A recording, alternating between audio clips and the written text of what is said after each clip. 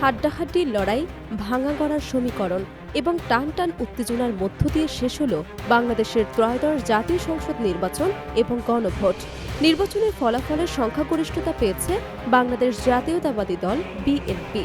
তবে এবারের ভোটের সবচেয়ে আলোচিত ঘটনা, প্রথমবারের মতো জাতীয় সংসদে প্রধান বিরোধী দল হিসেবে আত্মপ্রকাশ করেছে বাংলাদেশ জামায়াতে ইসলামী। ভোট ও আসনের হিসেবে আগের সব রেকর্ড ভেঙে দলটি নিজেদের রাজনৈতিক শক্তিমত্তা নতুনভাবে প্রমাণ করেছে। নির্বাচন কমিশনের ঘোষিত ফল অনুযায়ী জামায়াতে ইসলামী এককভাবে ৬৮ আসনে এবং জোটগতভাবে মোট ৭৭টি আসনে জয় পেয়েছে। তাদের প্রাপ্ত ভোটের হার প্রায় ৩৮.৫০%।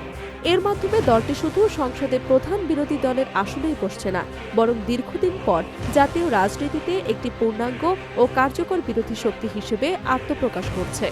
স্বাধীনতার পর বিভিন্ন সময়ে রাজনৈতিক টানাপোড়েনের মধ্য দিয়ে যাওয়া দলটির জন্য এই ফলাফলকে ঐতিহাসিক মোড় হিসেবে দেখছেন পর্যবেক্ষকরা।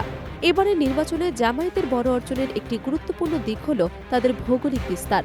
বরাবরের মতো দক্ষিণ পশ্চিমাঞ্চল এবং সীমান্তবর্তী জেলাগুলোতে শক্ত অবস্থান ধরে রাখার পাশাপাশি উত্তরাঞ্চলেও উল্লেখযোগ্য সাফল্য পেয়েছে দলটি। বিশেষ করে রংপুর বিভাগের অর্থনৈতিকভাবে পিছিয়ে পড়া জেলাগুলোতে তাদের প্রার্থীরা প্রত্যাশার চেয়ে বেশি ভোট পেয়েছেন।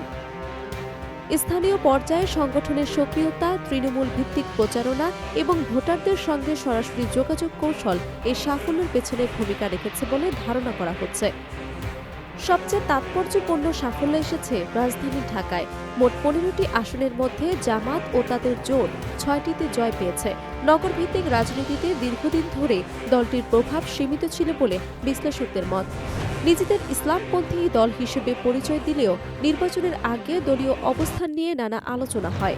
জামায়াতের আমির ডক্টর শফিকুর রহমান স্পষ্টভাবে বলেছিলেন, রাষ্ট্র ক্ষমতায় গেলে শরিয়া আইন বাস্তবায়নের কোনো পরিকল্পনা তাদের নেই। এই বক্তব্যের মাধ্যমে তারা একটি মধ্যপন্থী রাজনৈতিক বার্তা দেওয়ার চেষ্টা করছে বলে মনে করছেন বিশ্লেষকরা।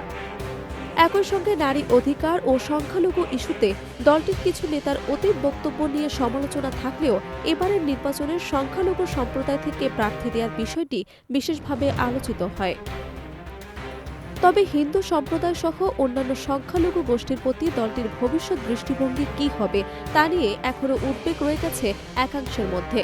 নির্বাচনী প্রচারণায় জামাত নেতারা ধর্মীয় সম্প্রীতি এবং নাগরিক অধিকারের প্রশ্নে সমান আচরণের প্রতিশ্রুতি দিলেও বাস্তবে সংসদে তাদের ভূমিকা কেমন হবে সেটি এখন দেখার বিষয়।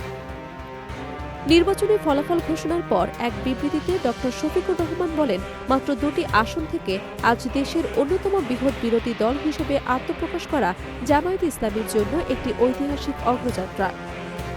তিনি দাবি করেন, কোটি কোটি মানুষের সমর্থন দলটির প্রতি জনগণের আস্থার বহিঃপ্রকাশ। একই সঙ্গে তিনি সংসদে গঠনমূলক এবং দায়িত্বশীল বিরোধী দলের ভূমিকা পালনের প্রতিশ্রুতি দেন। আন্তর্জাতিক গণমাধ্যম এবং রাজনৈতিক বিশ্লেষকরা এবারে ফলাফল নিয়ে আলোচনা শুরু করেছেন। বাংলাদেশের রাজনৈতিক বিশ্লেষক মুবাশশা হাসান মনে করেন, জামায়াতের এই সাফল্যের পেছনে শুধু আদর্শিক সমর্থন নয়, বরং একটি বড় অংশের এন্টি ইস্টাবলিশমেন্ট ভোট গুরুত্বপূর্ণ ভূমিকা রেখেছে। দীর্ঘদিন ধরে ক্ষমতার বাইরে থাকা এবং দুর্নীতি ও জবাবদিহিতার প্রশ্নে জোরালো অবস্থান নেয় তারা নতুন ভোটারদের আকৃষ্ট করতে পেরেছে। অন্য বিশ্লেষকদের মতে স্থানীয় সমস্যা, কর্মসংস্থান সংকট এবং মূল্যস্ফীতি ও সুশাসনের দাবিকে সামনে এনে জামায়াত একটি বিকল্প কণ্ঠস্বর হিসেবে নিজেদের উপস্থাপন করতে সক্ষম হয়েছে। বিশেষ করে তরুণ ভোটারদের মধ্যে পরিবর্তনের আকাঙ্ক্ষা তাদের পক্ষে কাজ করেছে। সব মিলিয়ে ত্রয়োদশ জাতীয় সংসদ নির্বাচন বাংলাদেশের রাজনৈতিক মানচিত্রে একটি নতুন সমীকরণ তৈরি করেছে। একদিকে সংখ্যাগরিষ্ঠ সরকার, অন্যদিকে শক্তিশালী বিরোধী দল। এই দ্বিমুখী বাস্তবতা সংসদীয় গণতন্ত্রকে কতটা কার্যকর করে তোলে, এখন সেদিকে সবার নজর। আগামী দিনগুলোতে বিরোধী দল হিসেবে জামায়াতে ইসলামী কিভাবে নিজেদের অবস্থান প্রতিষ্ঠা করে সেটি হয়ে উঠবে জাতীয় রাজনীতির অন্যতম প্রধান আলোচ্য বিষয়। Desk report, Dhaka.